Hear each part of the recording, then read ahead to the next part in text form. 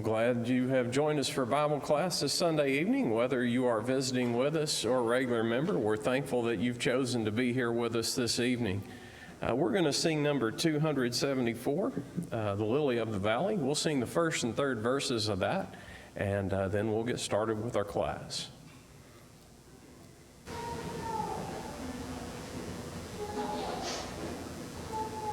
I have found a friend in Jesus, he's everything to me, he's the fairest of 10,000 to my soul, the lily of the valley, in him alone I see, all I need to cleanse and make me fully whole. In sorrow he's my comfort, in trouble he's my stay, he tells me every care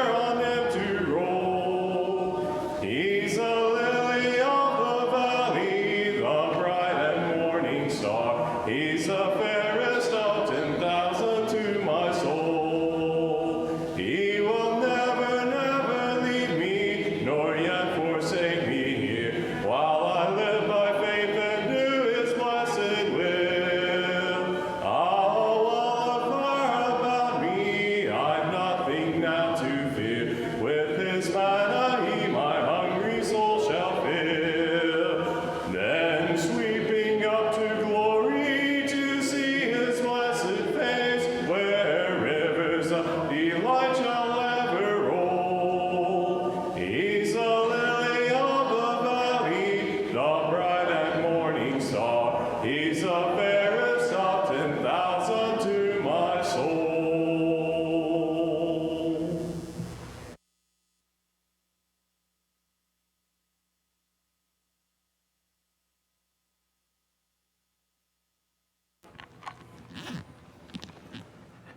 You don't know how excited I am to see that, because I was very worried. We have a barrel of fish hooks to get through tonight, and that was not going to be there.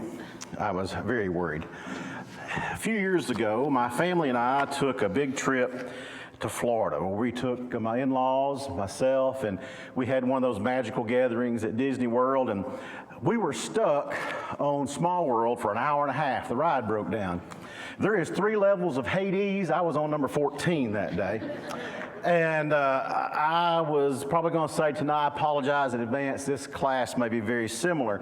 We're dealing with the Babylonian captivity and the return, and then we're talking about the 400 or so years before Christ. And we have mislabeled it, folks. We have called it the silent years, but I don't think those years were so silent.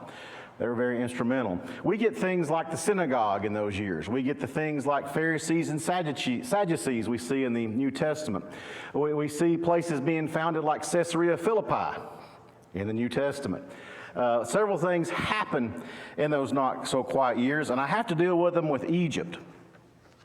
And first off, let me turn it on. Let me see if I can get it to go forward. There we go. We have to talk about world powers.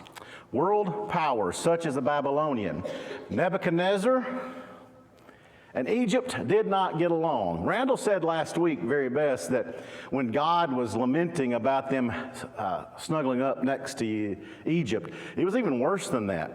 Because in 605 BC, Nebuchadnezzar defeats the army of Necro.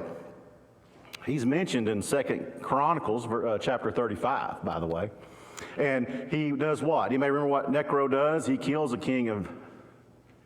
He kills Josiah. That's right, he kills Josiah. So, there's one of my Bible guys I like to talk to, Brother Paul right there. I don't know why, after reading with those verses we read last week, your king just got killed by the Pharaoh, and you're still trying to snuggle up with the Egyptians. Doesn't that just blow your mind when you read those scriptures? Well, Nebuchadnezzar doesn't like that. And in the 587 to 580 BC, he does a campaign in Judah, which ultimately results in the destruction of the temple and everybody being pulled into captivity. And a few got away, went to where? Which shocks me when Randall said it last week. A few went to Egypt, didn't they? Wow. So they went to Egypt. So Nebuchadnezzar and the Babylonians don't last very long. Matter of fact, in the book of Daniel, who was it that saw the handwriting on the wall? Who was his dad? Belshazzar's dad. Who was it? So he's in the... Nebuchadnezzar's people didn't last too long, did they? So this treaty after the battle of 605 and after the conquering of Judah, it's pretty quiet in Egypt. The 26th dynasty is still ruling.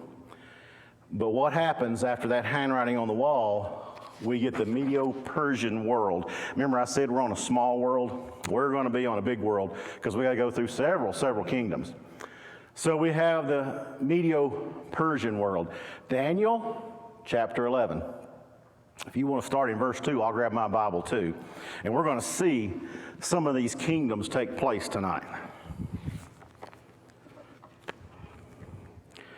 And now I will tell you the truth. Behold, 3 more kings will arise in Persia, and the fourth shall be far richer than them all, and by his strength through his riches he shall stir up all against the realm of Greece.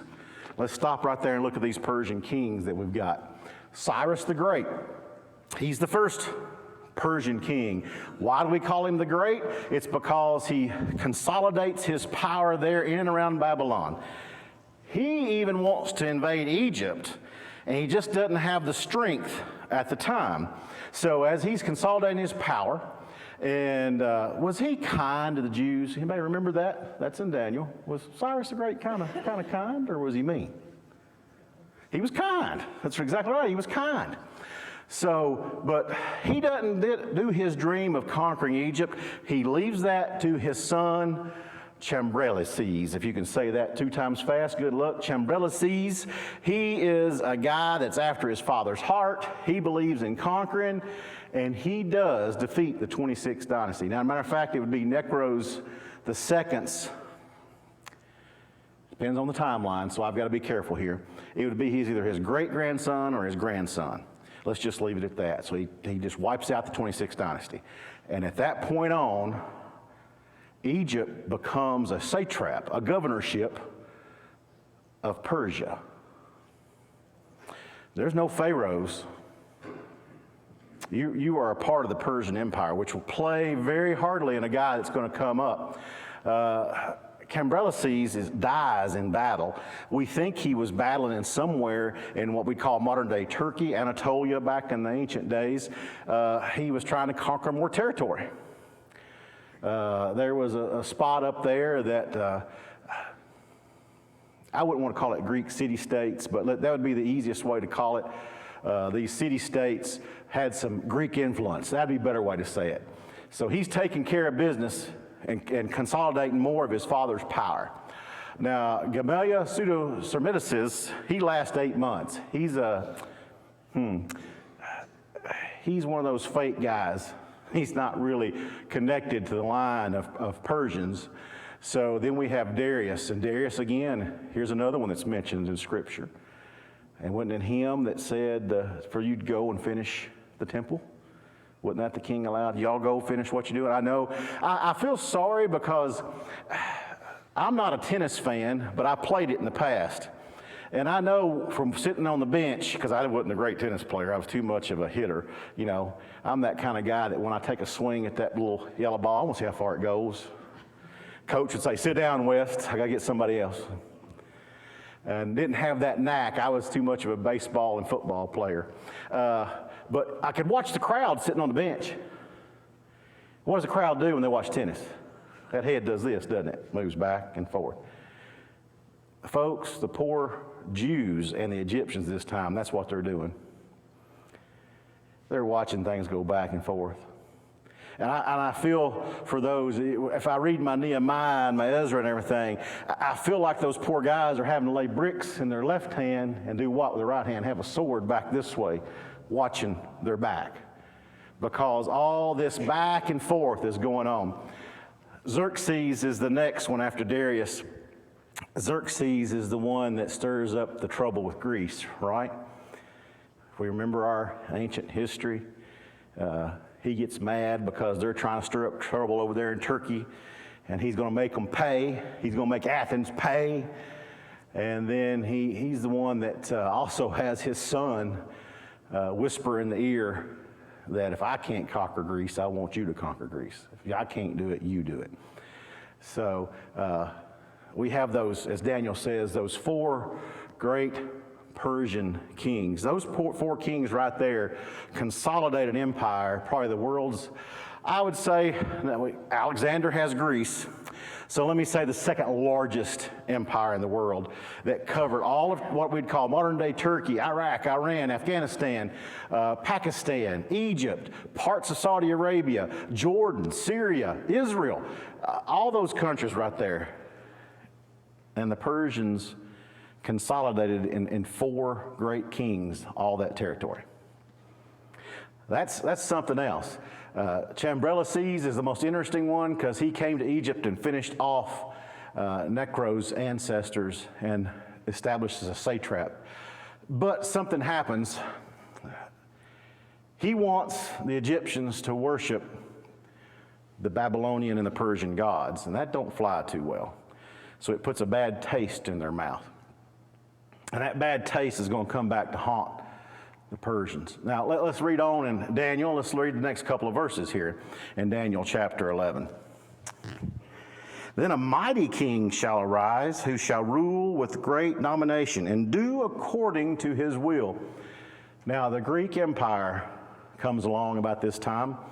And if you'll notice, I've tried to put the BC time frame in there, and I know it's still off, and we're still trying to do that. But what you'll see through this lesson, the clock is ticking towards Jesus. We're getting down slower and more and more and more towards Jesus. And we're going to eventually, we won't make it tonight.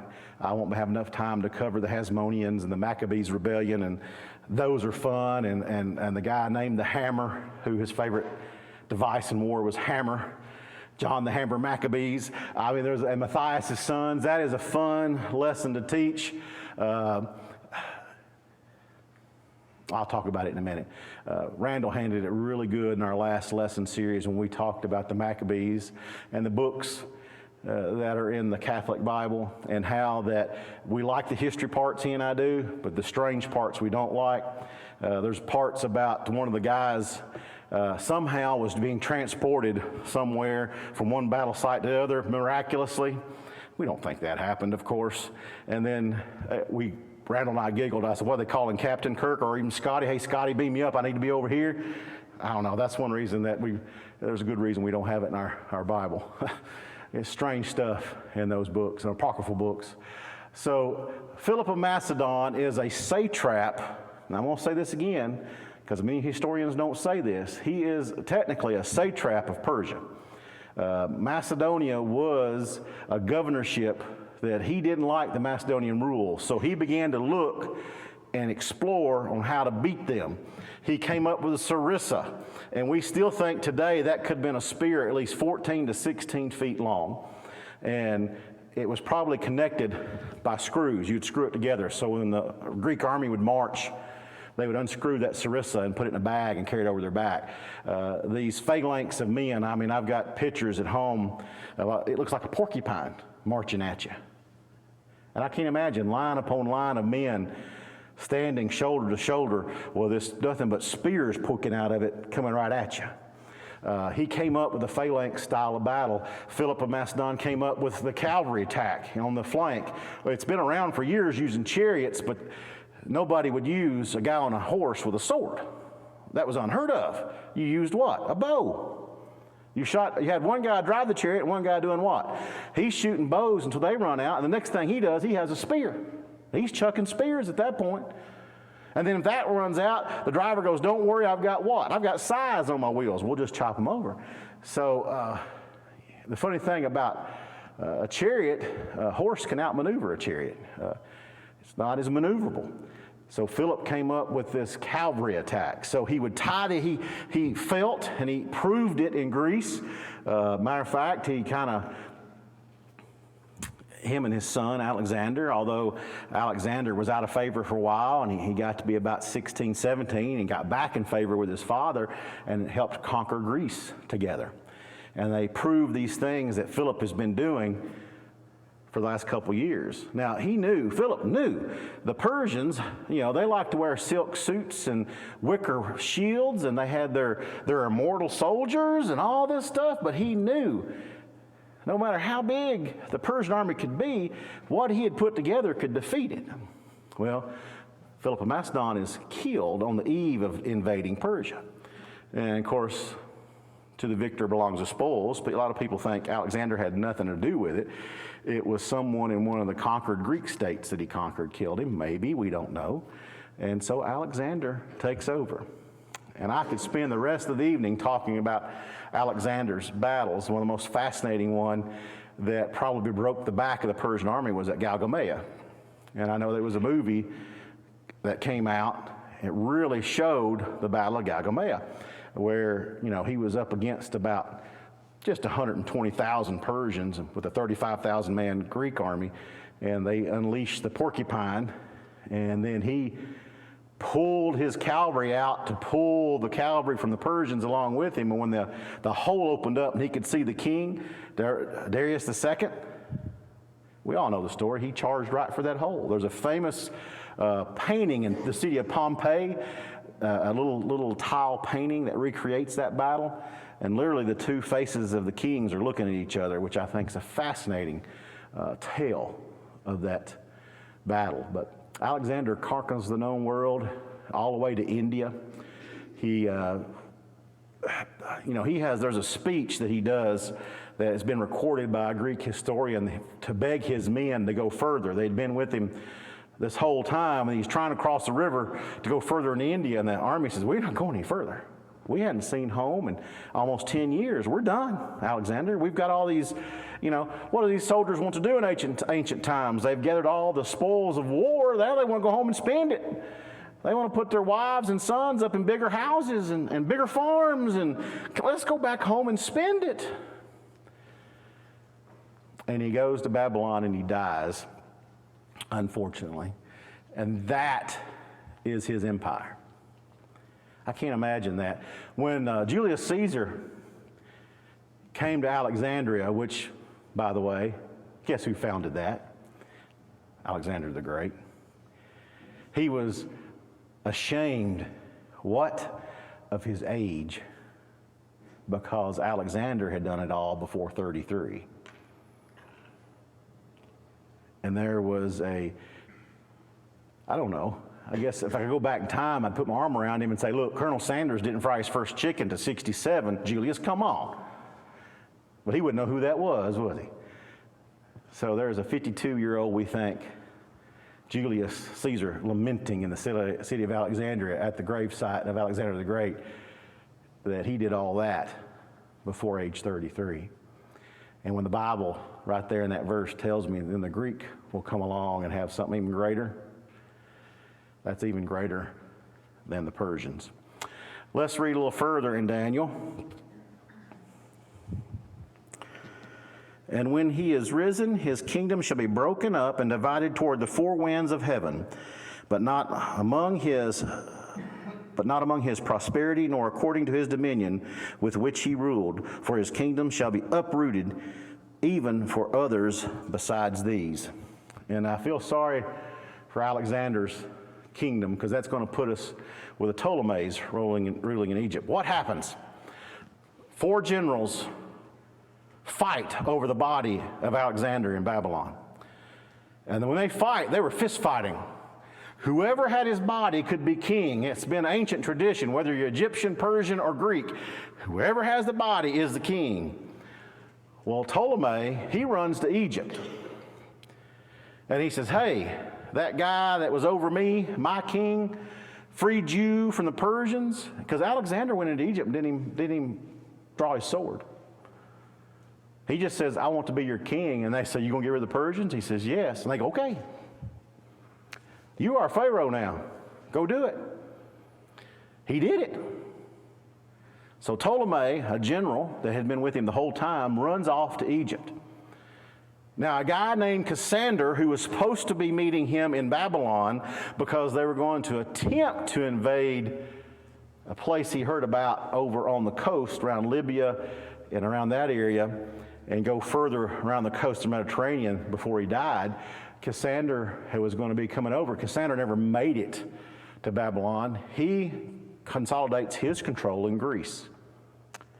A guy named Antipater, who fought with Alexander, goes and he runs to what we'd call Turkey, consolidates control in Turkey, and Antipater becomes in control of Turkey, or in that Anatolia area. Seleucid is or Seleucus us is that's his empire that he founds, but Seleucid us, we think, was a general underneath Alexander. Now, some will say he's lieutenant. You may read some treaties or some books that'll call him lieutenant. Now, I have a hard time with this because we didn't divide armies up like we do today. It would be more like when my grandpa was telling me, we were talking about this many years ago, and he compared it to this because he was a guy that loved history like me. He said, listen, we had Patton. I said, yeah, he's in charge of the Third Army. Okay, Grandpa. And then we had another guy beneath him that was a general, and another guy beneath him. And then he said, I fought with Mr. Abrams, General Abrams. And then he said, for the days that we were going in to trying to relieve the Bastogne 101st Airborne, we fired artillery 21 days solid almost. I mean, it just felt like solid. Once we got there in about 4 days, we still continually firing artillery. And he says, more than likely, this Seleucus is a general underneath Ptolemy, but he takes the kingdom of Persia. And I say this because as soon as Ptolemy got there, he claimed to be Pharaoh. His second part was, I need to steal the body of Alexander. And on its road trip back to Greece, somewhere in the Syria area, Alexander is stolen. And it just pops back up in Alexandria, Egypt, where the Ptolemy has to be there. So I find that story quite interesting. Ptolemy goes, well, since his body's here, let's do the Egyptian style embalming. Let's build him a tomb. Let's build him a place people can come and respect him for what he did. And there he stayed up until the time of Rome. Now, they did change the tomb out several times because Ptolemy I, there's a great story behind that. He had done the tomb in some gold, and people would come up, people want souvenirs. So you'd go, that would be a thing they'd do. They'd go to this tomb over in Alexandria and go, oh, little gold. I'll take that back home, put it on my shelf, and say that's from the tomb of Alexander. So he eventually has to take all the gold off because people were literally messing with the tomb. That's a very great story. There is 13 Ptolemies, and folks, there's 7 Cleopatras. And I promise you tonight I will not go through all that because I don't want you sleeping on me. And that's a lot of stories right there. But that just tells you that the Ptolemies rule over Egypt as pharaohs. There's 13 of them, and 7 Cleopatras. Wow. The Seleucid Empire, or Seleucidus, he takes control of Syria, Persia. He does eventually go to war with Antipater, and Ptolemy I has to go help him. And there's peace. There again, the poor Jews are there in Jerusalem going, what's going on here? We got these people marching back and forth. And Ptolemy marched an army up into there and defeated Antipas. And Seleucus founds a Seleucid Empire. Now, he was the first king, and he was, of course, the lieutenant, and I love that. There's a little fact there I want to share with you. Get my notes.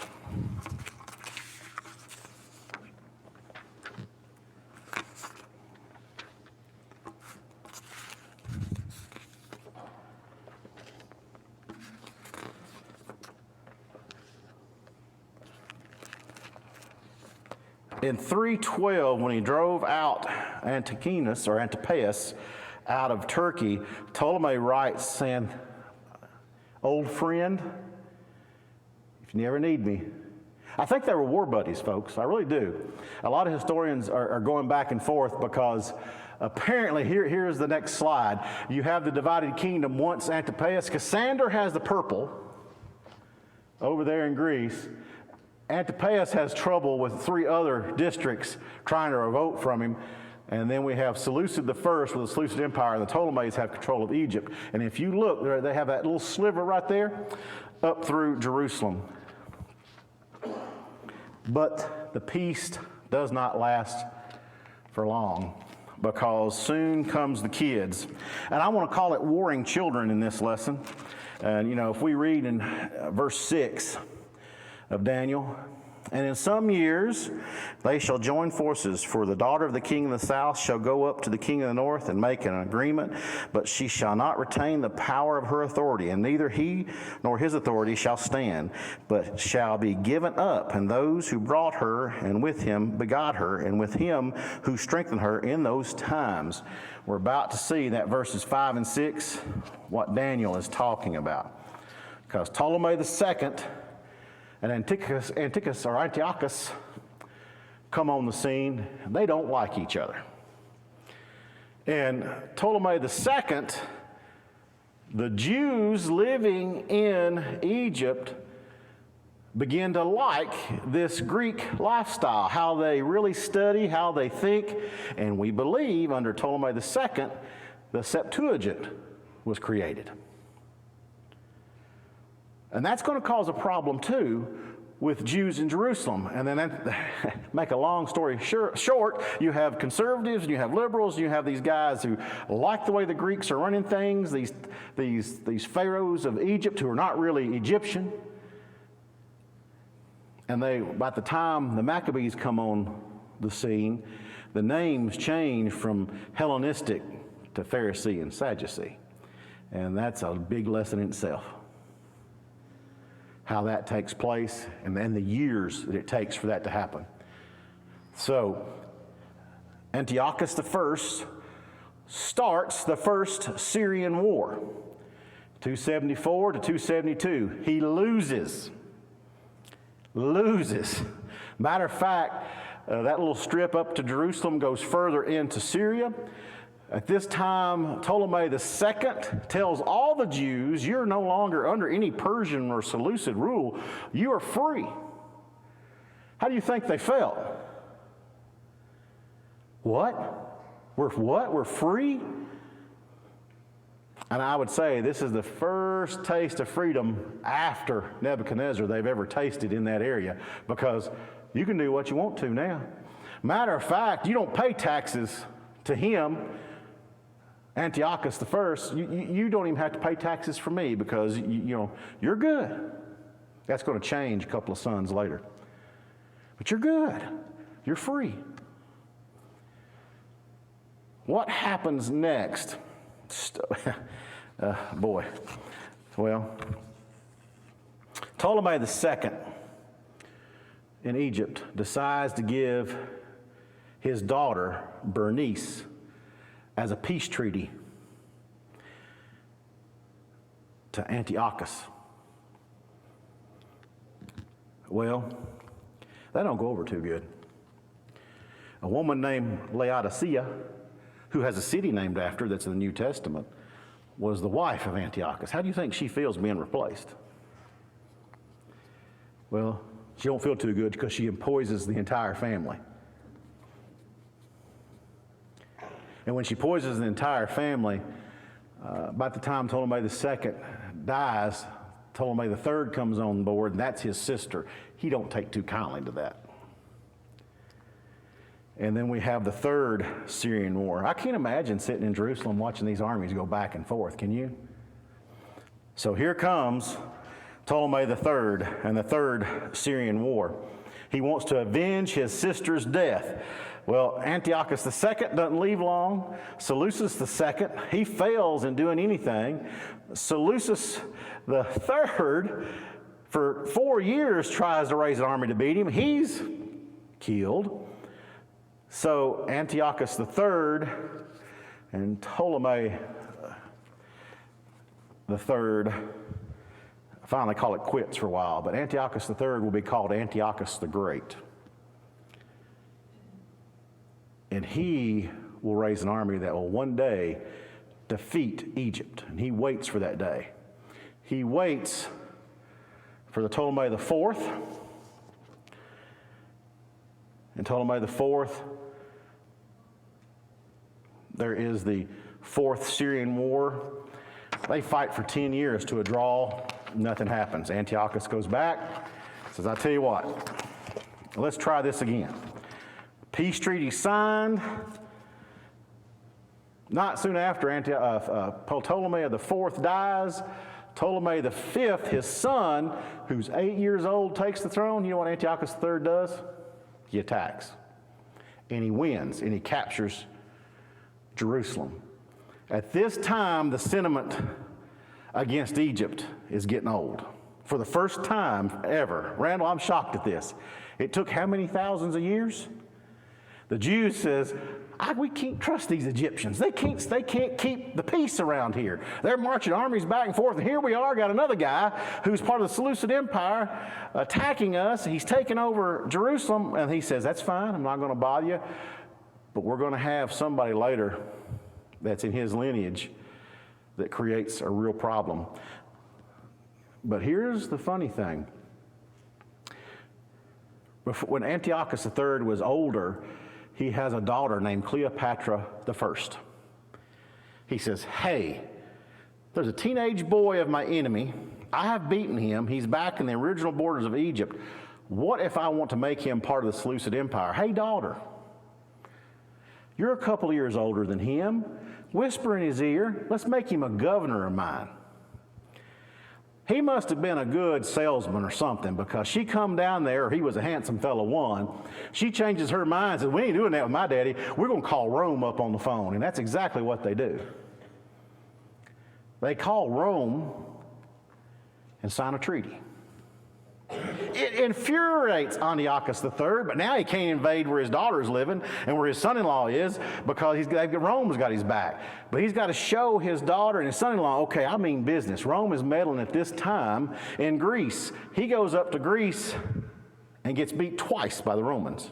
And they make him pay penalties so large that he is killed in Susa trying to rob a temple of money.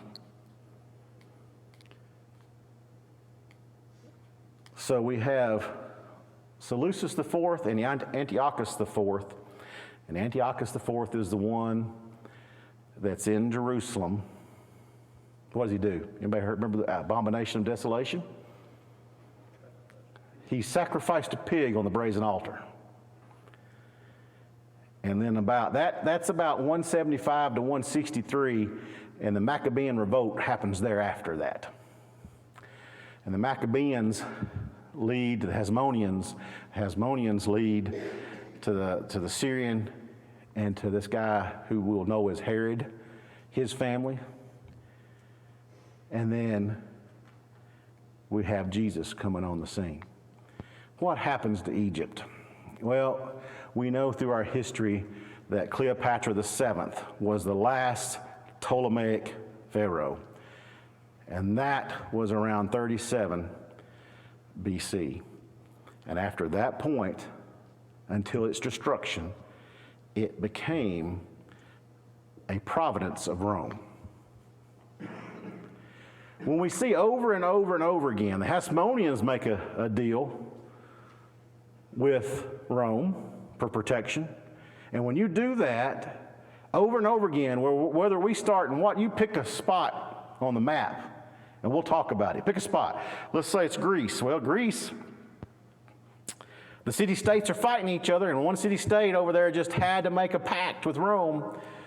And in 146 BC, while the Maccabee rebellion is happening and dies down around 142, Rome destroys a city called Corinth.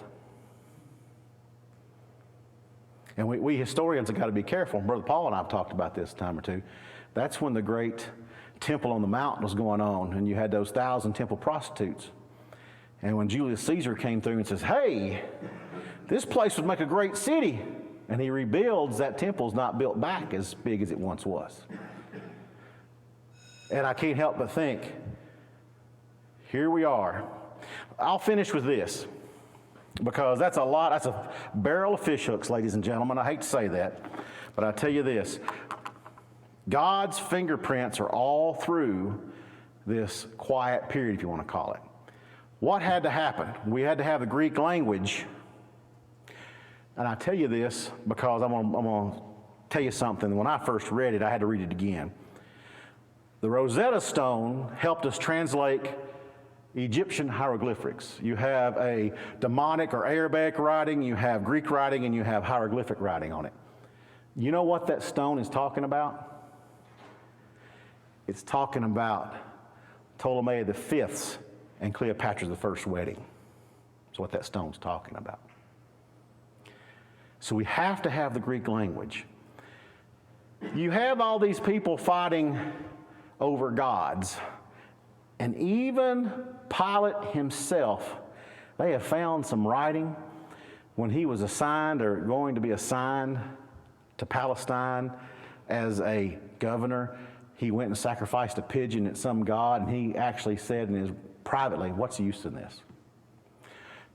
There was this great atheism against the pantheon of gods because, look at this, there was no path to salvation in either with Neptune or Zeus or with Hathor in Egypt or with the Baals or with the gods of Persia. But there's salvation found in Christ. And then you have this thing called Roman roads in which things can spread and be written, and you can have a spread of this good news. That don't happen unless we have the Ptolemies, the Seleucids, and this 400 years that's not so quiet. And this is something I could talk on and on. The lesson's yours. My time is up, and I appreciate having the opportunity. Thank you.